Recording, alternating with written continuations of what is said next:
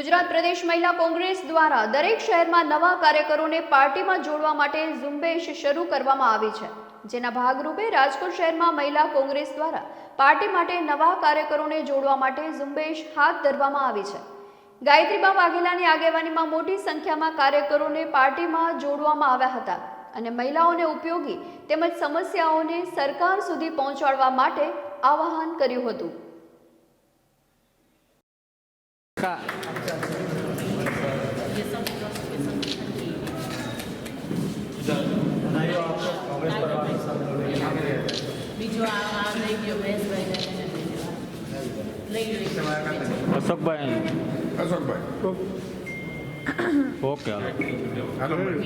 મહિલા કોંગ્રેસ દ્વારા એક મુહિમ ઉપાડવામાં આવી છે અને એ મુહિમ અંતર્ગત પૂરા ગુજરાતમાં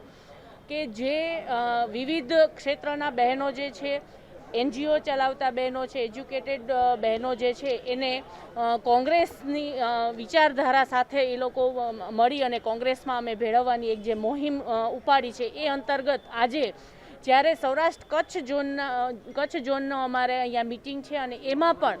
અમારા જે સહપ્રભારી છે જીતેન્દ્ર બઘેલજી જ્યારે અહીંયા આવ્યા છે, ત્યારે એના હસ્તક અમે રાજકોટમાં જે જય Thakar education and charitable trust નામનું જે ટ્રસ્ટ ચાલે છે કે જે નિરાધાર લોકોના